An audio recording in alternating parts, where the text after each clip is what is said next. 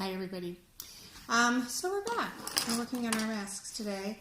I think the last time I left you, I had done the nose and the mouth.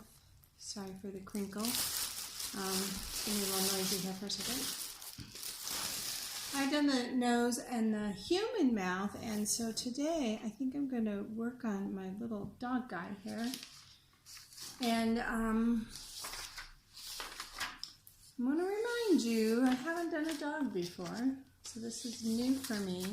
I've got these really great pictures of my dog Finnegan, and here he is furry, and then here he is after a summer cut. So, and he's got his mouth open just a little bit, and one of the things I'm looking at, and the reason why I want to walk you through this process as I'm doing it is because this is how you do it. This is the process. Is that you either look at pictures or you look at yourself in a mirror or you have a model on a good day. And you sit and you analyze. Like if I were to drop lines here from here to here to here, how far apart are these in relationship to each other? And you know, I keep hearkening back to your coil pots, but the coil pots were much the same thing. When we figured out, well, if I split it down here, and if from here to here is 6, and that means this here to here is 8, and we're always looking at ratios. What is the percentage of this to this? How much bigger is the width than the height? Where does this fall? Where does this fall? Where does this fall? And that's what we're doing. We're just analyzing it. And as we're analyzing, especially when I look at this and I say, well, you know, is this something about this that's just not right? And then I need to go back to my picture and I need to look at the relationships between all the planes and angles. So just like when we were doing our coil pots and we were thinking about, well, we can dissect this big old 12-inch pot into 3 bowls, and we can break it down to 3 really manageable shapes that make sense to us. You know, we want to do the same thing when we're working with any kind of form, is we want to break it down into shapes, planes, angles, lines. Okay, and analyze it that way, and it really makes it a lot easier for us to figure out what it is and what direction it needs to go and how big this needs to be in relationship to the rest. So I'm looking at, I'm going to pull this over so I can keep looking at it. Looking at the profile on this, and it feels to me like this comes down sharper here. And then it breaks away. So it comes here and then it breaks away here. But every time I push this, that one moves. Hold on. I need to get some clay out here. When I push this down, because it feels like on his dog snout, it comes down and then back out. And it doesn't come out at a right angle. It's a slightly more acute angle, but it is a pretty quick direction change. It doesn't slope gradually. So when I push this down to get that, boom, boom, then this gets wider, but that's not wider on him. It's narrow, kind of really like a bridge, just like our nose is. So I need to get it to do both of those things. So I'm just going to kind of keep pushing it around. I've got a split in it there where it's split open and I can see the paper underneath there. So I'm going to go in really quick and I'm going to patch that up. I got a split over here too. So I'm going to go in there and just patch that up. I'm going to warn you that HOA landscapers are out front and they've been here all day, and so they're mowing and blowing and doing all these things, and a little while ago they were blasting classic rock, and so I kept thinking, well, I can't go into the garage and do my videos because they're just making so much noise. And my family was like, okay, you know what, I'm just going to go out there, and if they make noise, they make noise, in which case I'll stop and say, hold on. Hold for Iron Maiden, please. So they're pretty quiet right now, so hopefully they're done. All right, so back to this nose. So it comes down here. It hits a pretty sharp angle, and then doesn't angle out quite that much, I don't think. Comes down and around, and then his mouth is open. So I'm going to go ahead and open up that mouth. I'm going to grab the nose, and then it comes around, and then it comes around even more. So the nose is the biggest thing. So right about here, comes around like this, comes around like this, Make sure I'm bringing it down on both sides evenly. So there's the mouth, and I'm going to open it. Cut deeper.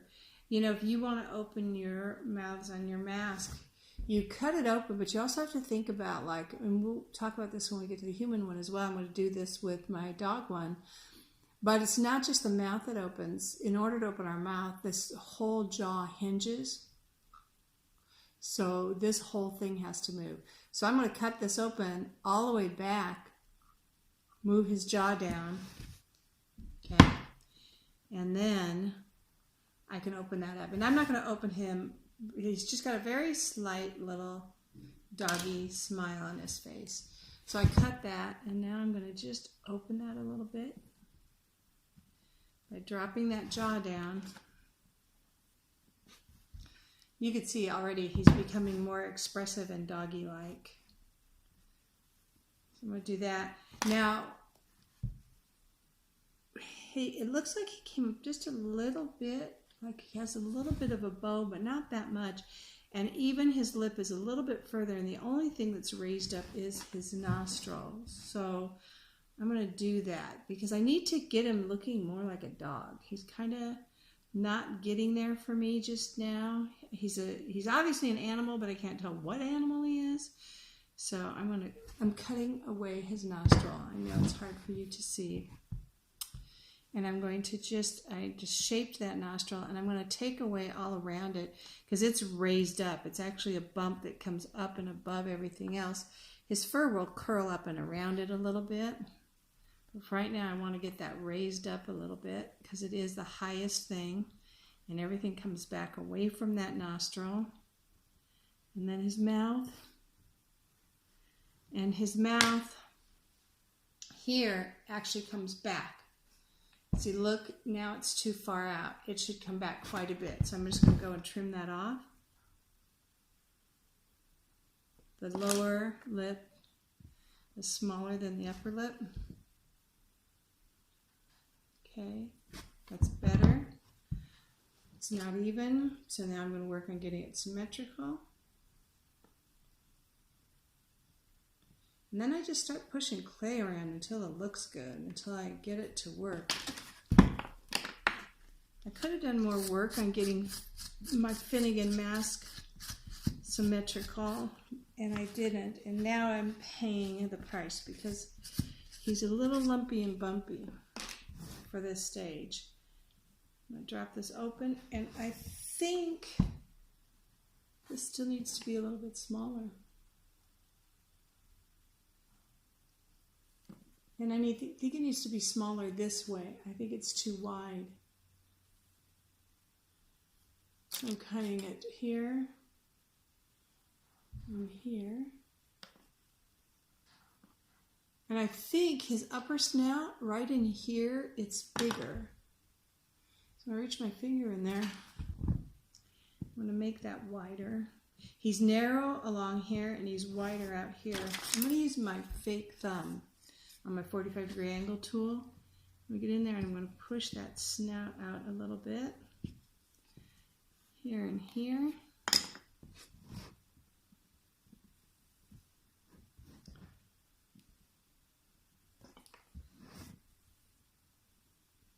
This is very thick. I'm just doing an undercut trim here so it's not so bulky, so I can kind of get a better assessment on it.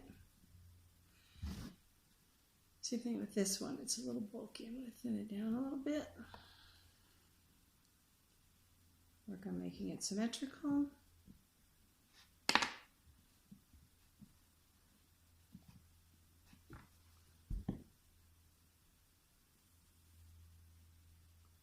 All right, so I made this wider, made this narrower. Now I'm just going to have to work on smoothing it and getting it more even. It needs a little bit more work. Oh gosh, it's looking a little bit more like a dog, but it also looks a little bit like a monkey. All right, I'm going to spend more time analyzing my photograph of Finn. I told you I reserved the right to make mistakes on this one because I'm missing something here. There's something that's not working for me on this snout. And maybe I'll go look at Rory too. He's a little bit different breed, but I think he might give me some clues. So, crinkle paper. By the way, you know, Finnegan's been sitting here for a while, and he's starting to cross into a really nice soft leather state, which is really great. This is a great consistency to be working on these masks for everything that we need to do now. When they're too soft, I think I told you before, I was really having trouble because every time I touched anything, it was just collapsing underneath me. So,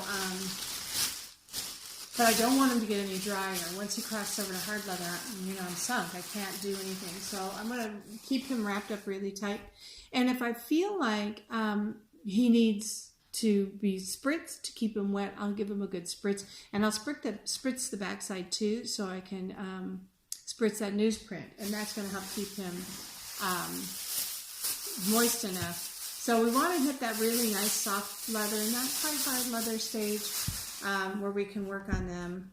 And so you can see I had worked on her nostrils, and then when I went to put her away, I just touched it and it collapsed.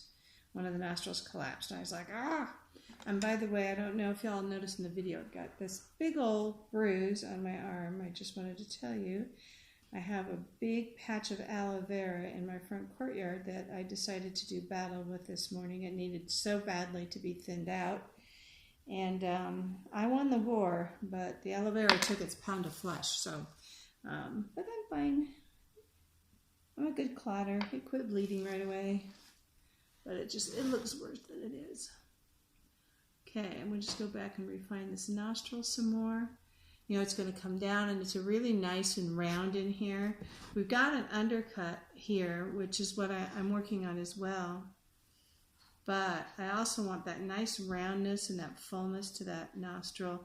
And it's those real nice little details that kind of sell it. That and the symmetry, even though how I've said numerous times, our faces aren't symmetrical, but they say, I've heard it said, that the people that we consider the most beautiful, you know, our movie stars and our models, that as compared to the rest of the population, they have the most symmetrical faces. So we're kind of must be hardwired for symmetry in some way. One of the things that when I'm working on any kind of figurative work, whether it's animals or people, I want to get to the point where I have a believable, if I'm doing something representational, of course, I want to get to the point where I have it, it's believable. What I don't want is for them to walk up and say, huh, because inherently they know something's off when it's off, and I don't want them to be like, huh, that's off. What's wrong? And then they start thinking, well, is the head wrong? Or is this too big? Or is this too small? And the next thing you know, they're analyzing the figure itself rather than taking in the whole of my artwork. And so, while I don't need to have a perfectly rendered human form, like I said, I want it to be believable enough. I want it to be proportionate. I don't want there to be any big, obvious, glaring mistakes that draws the attention of my viewers away from my artwork and towards, you know, just trying to figure out, oh, well, what is she missing here? What did she get wrong? I'm looking at symmetry here. I've got more of a dent on this side than on this side. So I'm going to go in and I'm going to create a little bit more dent in here. You have to keep looking at it from all different viewpoints to really get that symmetry right. And this one has a little bit more of a patrician nose than I do, but that's okay. We're gonna go with that. It's a pretty good looking nose. I don't mind. You come up and around in here, and you got a kind of a nice little crease in there too. So I'm going to go and I'm just going to grab that crease with my fingernails on both sides. Pull that around. Smooth it. So it comes around, and then we get an immediate direction change. I need a little bit more on this side. I've got it on my left, but not on the right.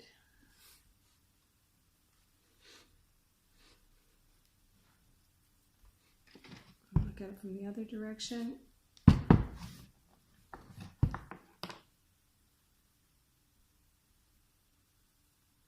Okay. I'm also feeling right now like maybe this nose is too long.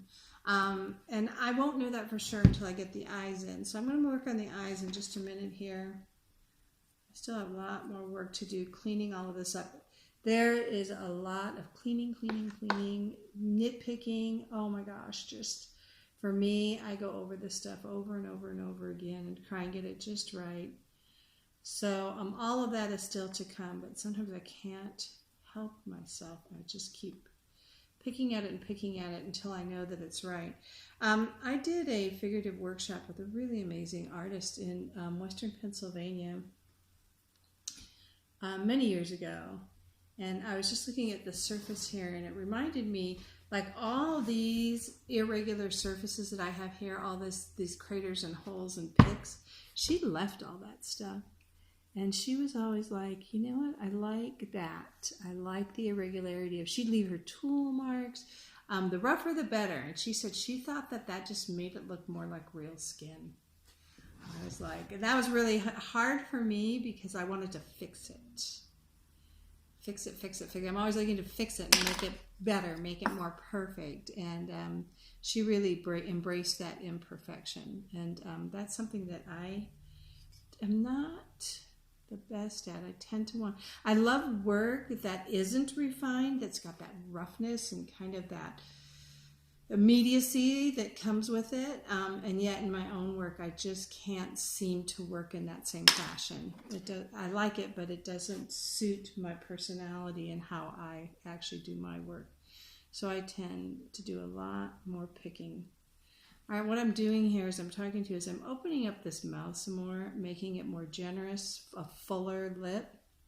So I'm just, I'll try and do it this way so you can see it. I'm coming in here and I'm using my knife and I'm flicking it forward because the lips roll out from the center. So I'm just pulling that forward a little bit and making those lips a little bit fuller. Upper and lower. I have to turn it back this way so I can see what I'm doing.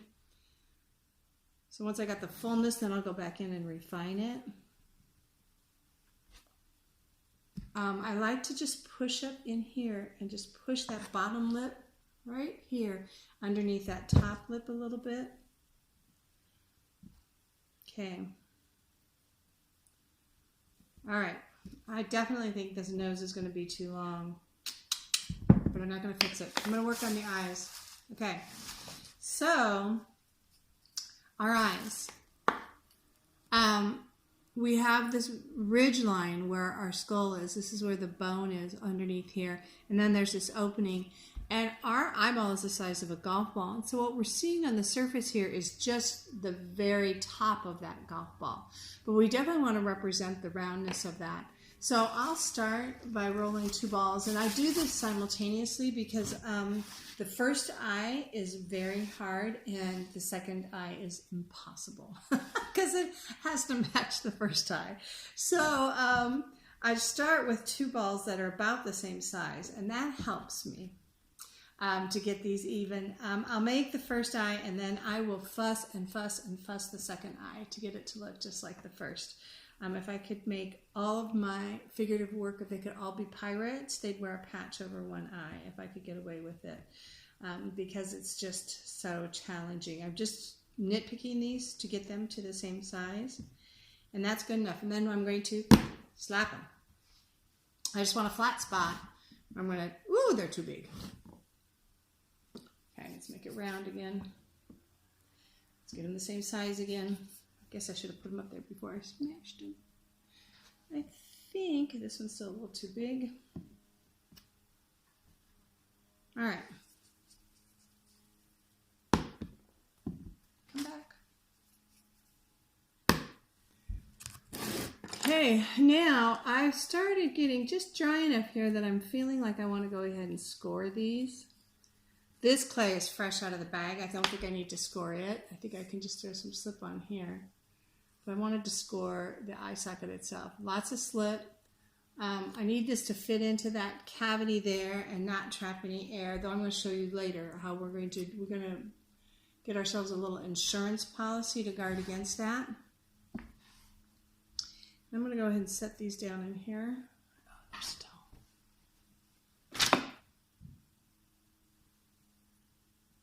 I want want to push them and make sure all that slip gushes out all the way around it. Okay. Got a brush. I'm going to go around and I'm going to clean up that slip. I'm going to take my sponge. I'm just going to absorb some of this water just so that it's not slimy. I need to be able to push on this clay and not have my fingers sliding off. I need to get a little traction on it. So I'm just going to absorb some of that water so I can get in there. All right, so now what I'm going to do is I'm going to take and I'm just going to start rounding this clay, pushing it down. The center of my eye is going to fall. This is uneven. Let me fix it. The center of your eye falls right at the end of your lips. So I want to line that up. You want to have one eye width between your eyes, and you want the pupils to fall right over the lips up.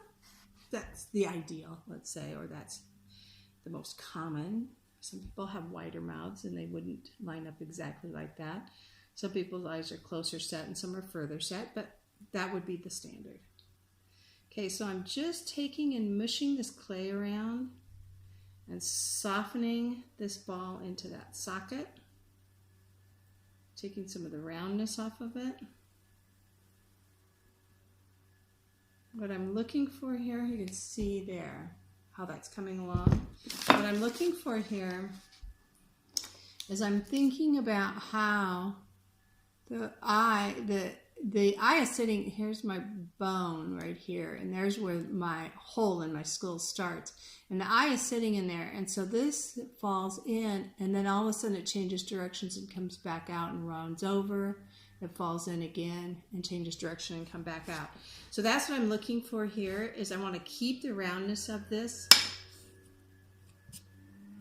Okay, but I also want to get that really nice direction change where this is coming in, it falls into the socket there, and then comes up away from it. So I'm thinking about that underlying bone structure and how the eyeball sits into that bone, that hole in your skull. Sometimes I just get a little bit of water and run it over the surface so I could kind of get rid of any irregularities, and it gives me a better idea of what I'm really looking at. This is not even. I've got a lump over here that I need to resolve, so I'm going to go in there. I'm going to get rid of that, so go back to round there.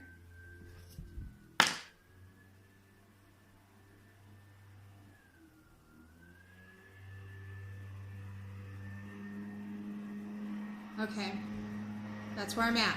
Now the next thing I'm going to do is I'm going to, it's my landscapers.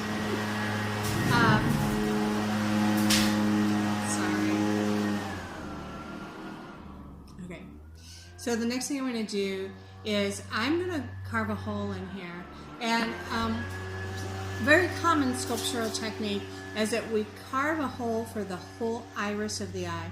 So in your eye you have the colored part, which is the iris, and then in the middle you have the black part, which is the actual hole. That's your pupil. So what we do is we carve out the whole iris, and that represents the colored part of the eye, and the uncarved area is the white of the eye. And you'll see what I mean when I actually do it. You can do it this way or not do it this way. A lot of people will go ahead and build up. I'm going to show you how you're going to do your eyelids in a little bit here. They go ahead and build up the eyelids, and they leave this, and they go back later and they paint in an eye. And that is also an option for you to do it. That's not the way I do it, so I'm going to go ahead and show you how I do it. And I do it now because when I go to lay in my eyelids, I need to lay the eyelids over that hole. And it's really hard to go in afterwards and make that hole because the eyelids will be in the way. So I do that first. So first I'm going to dial it in and just decide where it's going to be and how big it's going to be. Okay, and then I'm going to use this tool. Well, I'll use my knife because most of you have a paring knife, or you maybe made a little tool for doing this, but I'm just going to go ahead and carve that out. I'm going to pull it out. I'm going to poke his eye out.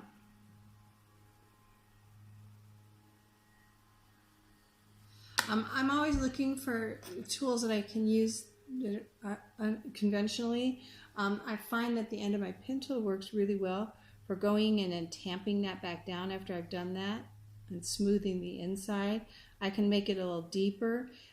They say that if you make it really shallow, it'll look like it's a light colored eye, like it's a blue eye or a gray eye. And then if you make it deeper, it'll look like a browner eye. I tend to make it even deeper still in the center to kind of represent the pupil. So I'm going to push that in just a little bit. I don't want it to be really glaring. This tool. I think I'll fill that in a little bit. I think I went too far on that. Yeah, I did. Now it just looks weird. All right, here we go. That, I'm sure, looks very much like a zombie eye to you right now, but don't worry. It's coming along. Believe me or not, this works. So, all right, smoothing it. Now, I'm going to actually fashion an eyelid. And since most of you don't have rolling pins, if you had something you could roll this with, you could roll it. Use this pin. I'm going to roll it out pretty thin. Okay, the eyelid is very thin. And I'm going to kind of put this up here, and it's about the right size. So I'm going to cut it. Right now it looks just like that. And again, I'm going to put it up here, and I'm going to see, I need this to stretch from the inside all the way to the outside. And this is not quite long enough, and so I'm just going to roll it a little bit more and make it a little bit longer. There we go. Okay. I'm going to put it back on here, and I'm going to measure it and see how I'm doing. And it's too big this way. So I'm going to cut that down.